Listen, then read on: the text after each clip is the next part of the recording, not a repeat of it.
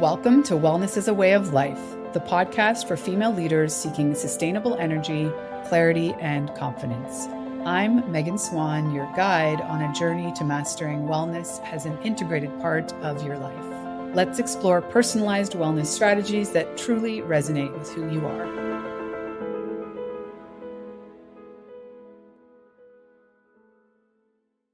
Welcome back to the podcast. I'm excited for this conversation today with Linta Mustafa of Vitract. We're going to get into her obsession with all things gut health and her founder journey. And I'll turn it over to you, Linta. How are you and where are you, if you don't mind sharing with us today? I'm good. Today I'm in Pittsburgh. Yesterday I was in Vegas, all for work-related traveling. I feel like end of year is a good time just to see people in person and kind of just recalibrate, get ready for the new year. So traveling heavy week for me, but excited to be chatting with you. Amazing. Well, I'd love if you could share a little bit of the origin story of what made you so passionate about starting a company around gut health. Yeah, of course. So by way of background, I'm Linta, the CEO and co-founder of Vitract, along with my amazing co-founder, Dr. Ojibur. And I fell into this space through personal experience. So I was a former collegiate wrestler. I spent a long time wrestling and I swam before that, ran cross country before that. So I'd always been very active and healthy. And when I was in second year in university, I woke up one day out of the blue and I had all this inflammation in the joints of my hands. I went to go see the doctor on campus and immediately he said, "This is not arthritis. We have to run further tests and kind of figure out what this is."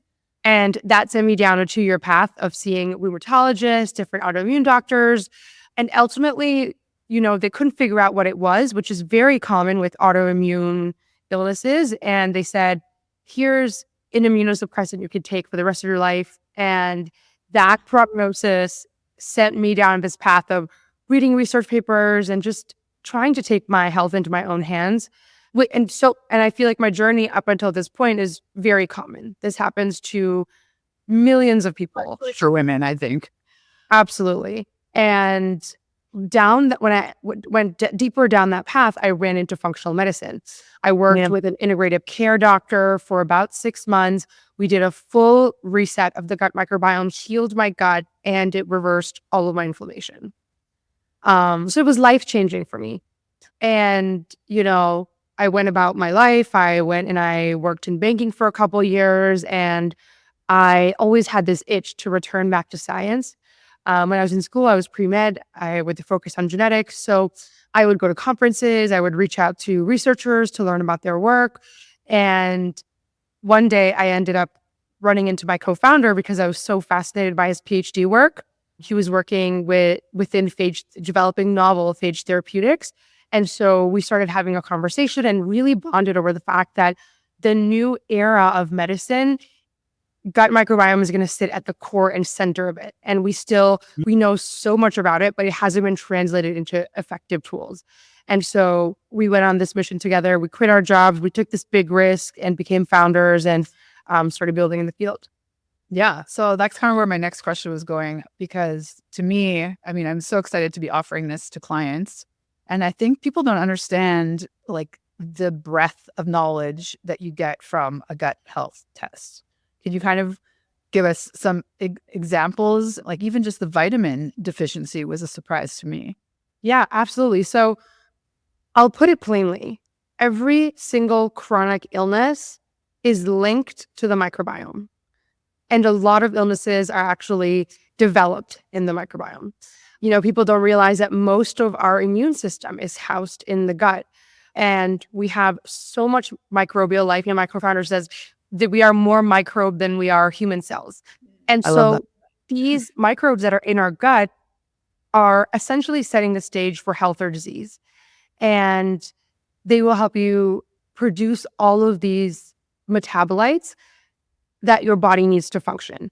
These could be your neurotransmitters. These could be, metabolites that sequester inflammation, either progress it or digress it. So it's very, very important that we look at the gut microbiome in the context of anything health related. Yeah. And can you maybe break down, because probably have a more high level understanding and when I'm talking to clients in terms of, there's certain foods and things that we tend to consume that feed bacteria that ultimately you don't want massive populations of. And then there's all these other, which is like not just one or two, like, I don't know, hundreds of thousands of different bacteria that you do want thriving. And they like to eat this other group of food that maybe you need to include more of. And also how I love how Vitract specifically works to connect people with what they should be eating differently before suggesting any other path, or at least in conjunction with probiotic supplements and all that. Absolutely. So I'll break it down very simply. Think about your gut microbiome as a complex jungle. You have all sorts of microbial life that live there. It's mostly made up of bacteria, but you also have parasites, you have fungi, you have viruses, and all of these microbial bodies live together in your gut. Okay. And the direct relationship with food is that different microbes like to feed on different foods. That's why when you eat differently, it actually changes the composition of the gut. Now, over the past 5 years, we have a really, really good understanding of how much of the good guys do we want in there. What exactly are those bacteria? What are they named? What are they doing? What is their mechanism of action? What are they producing? And then we also have a very good idea of what pathogenic bacteria look like. And it's totally normal for your gut to house these pathogenic bacteria as long as they're there in small amounts. Now, if you don't have a lot of the good bugs, it creates the perfect environment for the bad bugs to overgrow.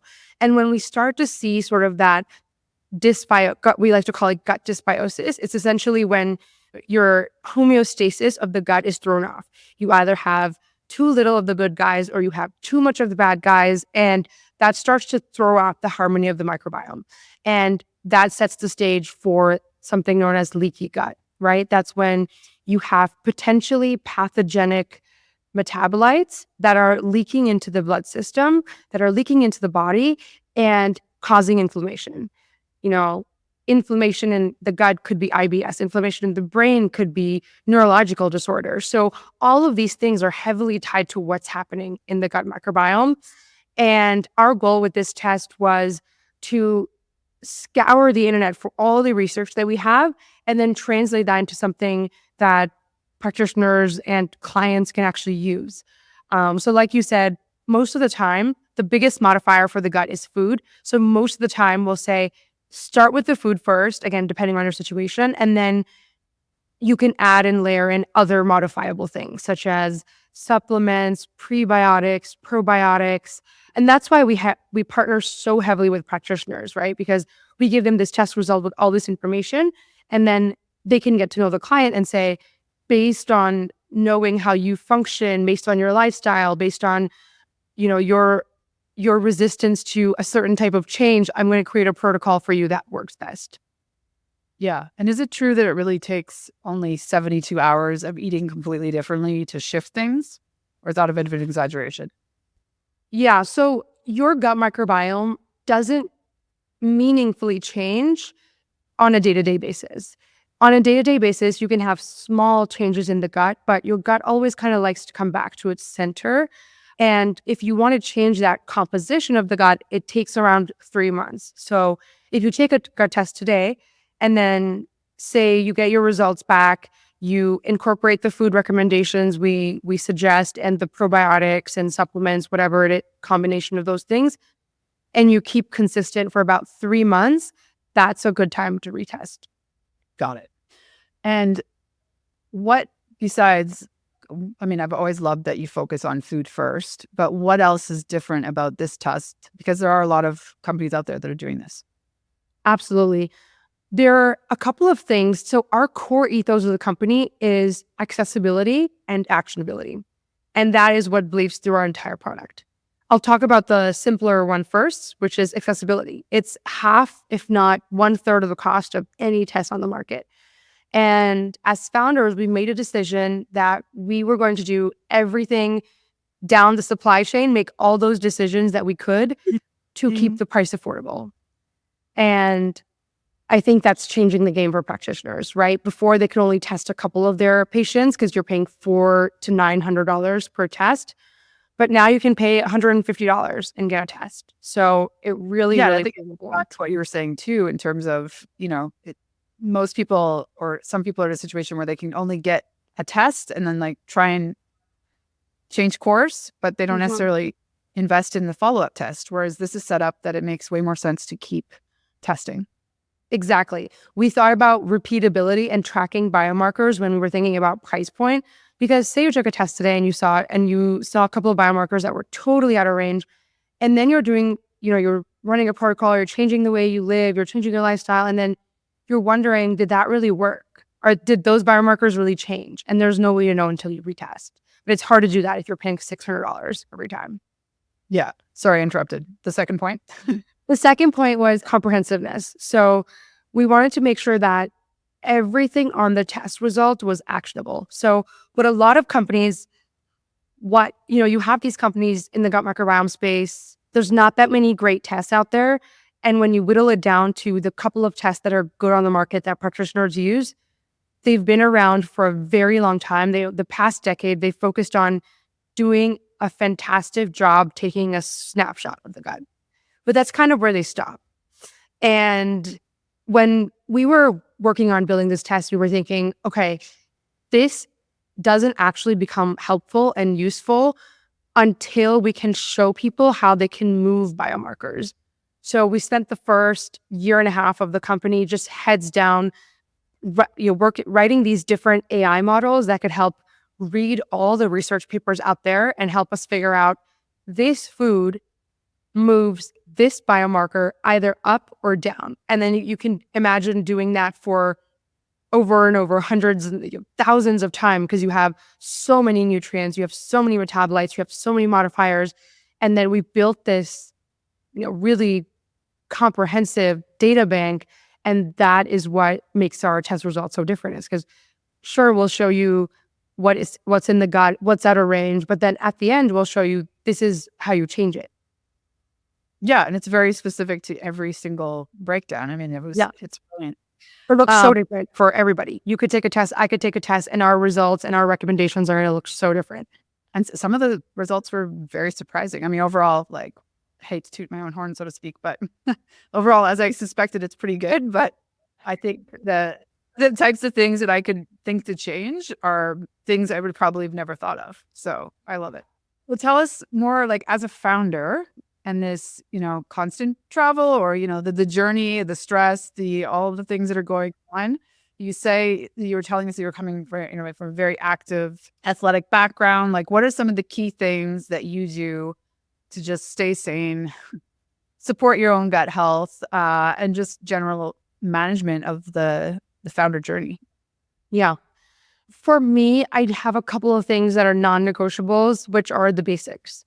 I have to get in movement, I have to sleep, and I have to be eating right most of the time. Now, the past week I've been in Vegas, and now I'm in Pittsburgh, and then next week I'll be in Toronto. So I'm on the road, and I'm not able to do all my core basics, but that's what I'm striving to do almost all of the time.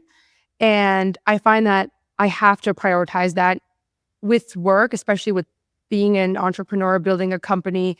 You can let it completely take over your life. So you have to figure out what is your non-negotiable, whether it's all of these basics that I just mentioned, your friends and family, whatever it might be, your alone time, your time with your dogs, whatever it is, your kids. But you have to sort of keep that in your life, give that a place in your life.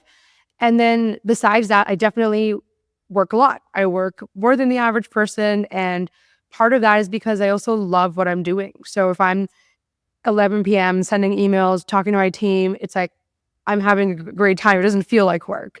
And my co-founder and I talk about that all the time, where we feel so passionately about what we're working on that day to day, it's so much fun.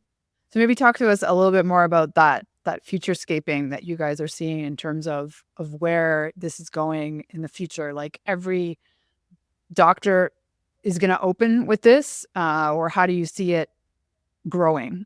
Mm-hmm. So the way we like to talk about this product is if we can educate as many practitioners and clients as possible, then this will seamlessly integrate into all practices. Now, we have specific practitioners that we are focusing on in the beginning, practitioners like functional medicine doctors, naturopaths, people that don't need any convincing. They already look at the gut microbiome. Exactly. They're looking for better tools. They're looking for cheaper alternatives for their clients, and they're looking for tools that are going to help translate all this science to them. And then beyond that, where we see the future of the company is our mission is every single person should have a health protocol that includes something to help them with their gut. And ultimately, we see this in every doctor's office, pharmacists, integrative pharmacists, oncologists, GI doctors, specialists, even like derm clinics, medical spas, longevity clinics, all of these different practitioners that are treating clients should be looking at the microbiome. Yeah. And how do you see the conversation changing? Or is there differently stated, like, what are some of the questions that you get that maybe surprise you? Some of the questions that surprise us are, do I need to be looking at the microbiome? I already have these 3-4 protocols and I run them, and I find that with most of my clients that is successful. Now, the reason that is a challenge is because if you take a spray and pray approach, you might be able to get there with your client, but it takes so much longer. We ran the math one time, and even on supplements alone, on average, each client is paying $1,200 US dollars more if they're just testing random supplements versus if they just run a test, figure out exactly what they need. There's huge cost savings in just that alone. So there's a lot of different ways that testing and treating a client can get you results so much quicker than just trying things and hoping that, you'll hit the target at some point.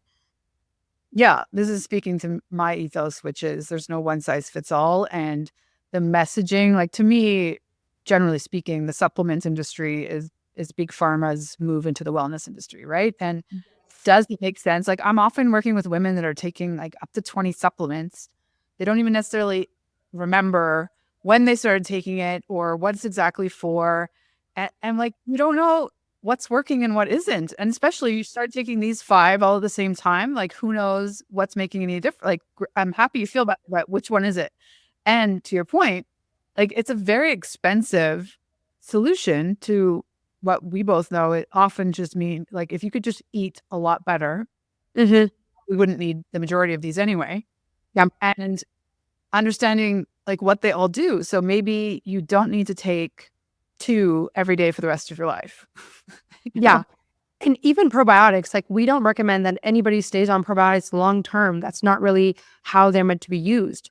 They're meant to sort of, if you don't have a certain family of bugs, like, you do a gut test and it tells you have 0%, that's a perfect use case to use that probiotic, bring that bug back into the ecosystem, and then feed it to keep it there. But there's no reason why you should be on probiotics all the time. I think it's crazy that probiotics actually have pharmaceutical grade impact on the body, but we can just pick it up off the shelf and take it.